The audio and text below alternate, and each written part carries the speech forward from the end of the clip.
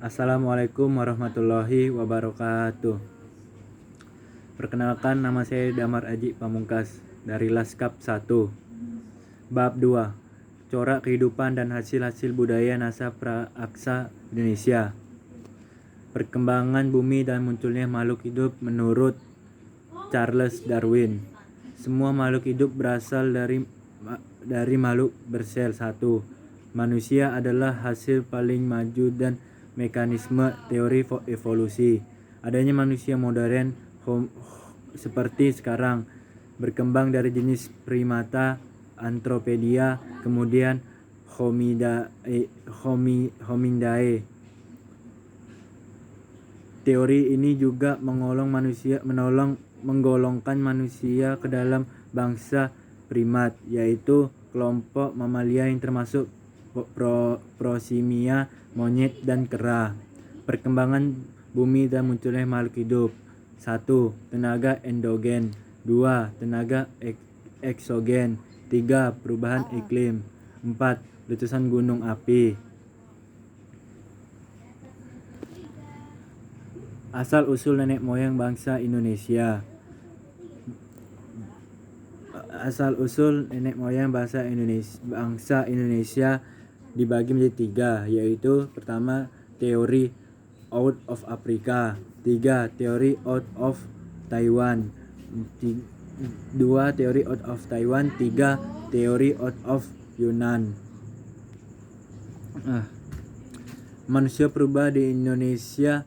Manusia purba tertua di Indonesia muncul pertama kali di Afrika dari jenis Australopithecus ovenssis yang hidup sekitar 4 juta tahun yang lalu.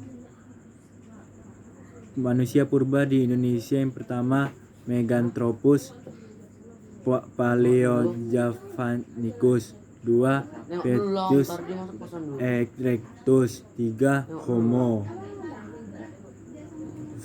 Fosil Meganthropus paleojavanicus ditemukan oleh G.H.R.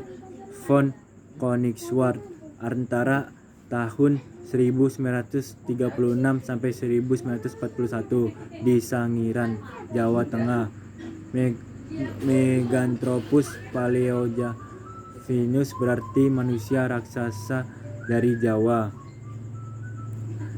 Fosil Pithecanthropus pertama kali ditemukan oleh Eugene Du Bois pada tahun 1891 sampai 1892 di Trinil, Nagawi, Jawa Timur.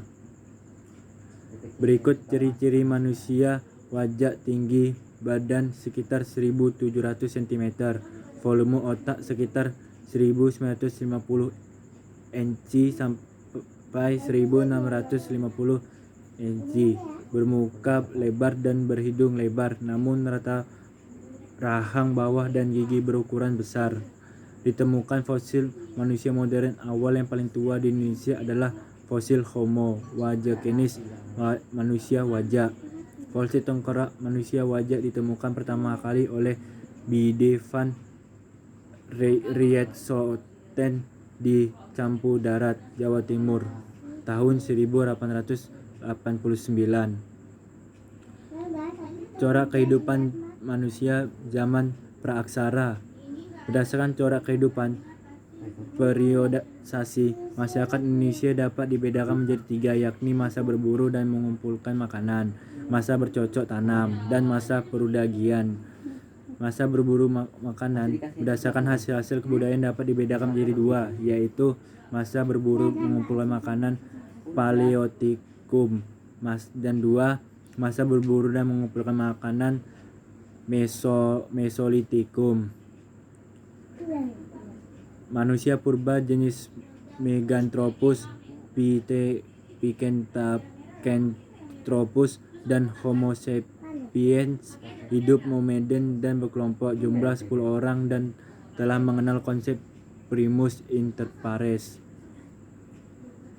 Masa bercocok tanam. Pada masa ini Nusantara kedatangan bangsa Proto-Melayu yang berasal dari Yunan. Kebudayaan baru yang disebut budaya Neolitik, batu muda. Zaman Megalitikum. Zaman Megalitum adalah atau batu besar dibedakan dengan masa batu lainnya karena tidak dapat ditemukan dalam kelompok periode praaksara Indonesia. Istilah megalit berasal dari mega yang berarti besar dan litos yang berarti batu. Ciri khas masa ini adalah adanya benda kebudayaan berbentuk batu-batu besar yang dibangun dengan tujuan tertentu. Pengaruh kebudayaan Dongson. Kebudayaan Dongson terletak di wilayah lembap Songhong, Sungai Ma, Teluk Tonkin, Vietnam dan berkembang pada 1500 sampai 500 SM. Puncak dari kebudayaan perunggu dan munculnya artefak dari besi di Vietnam ke negara perunggu didatangkan ke Indonesia setelah 200 SM. Pengaruh kebudayaan Sahyun dan Kalanai. Kebudayaan Sahyun, kebudayaan gerabah Vietnam yang menyebar hingga ke Indonesia, berkembang di sekitar 600 SM di wilayah Vietnam bagian utara. Nilai-nilai kebudayaan masyarakat masa praaksara yang masih bertahan, sering berkembangnya kemampuan berkomunikasi dengan menggunakan bahasa masyarakat praaksara, mewariskan nilai-nilai dan pandangan hidup melalui cara lisan. Ada dua cara menyampaikannya, yaitu secara langsung dan tidak langsung. Tradisi lisan, tradisi dan folklor. Tradisi juga dipahami sebagai suatu adat kebiasaan yang dipertahankan turun-temurun dan masih dihayati oleh masyarakat pendukungnya. Karena menyampaikan dilakukan secara lisan, kemudian dikestali istilah tradisi lisan. Folklor adalah bagian dari kebudayaan suatu masyarakat yang tersebar dan bersifat tradisional, yang diwariskan secara lisan dan turun-temurun. Jenis-jenis folklor. Pertama, mitos. Kedua, legenda. 3, dongeng. 4, nyanyian rakyat. Dan 5, upacara. Upacara melestarikan tradisi lisan. Pertama, wayang. Kedua, wayang beber. Ketiga, makyong. Keempat, didong. Kelima, rebab perlaman. Dan keenam, tanggomo. Pentingnya memelihara tradisi lisan, menguatkan peran masyarakat pendukungnya masuk kurikulum sekolah. Sekian, assalamualaikum warahmatullahi wabarakatuh.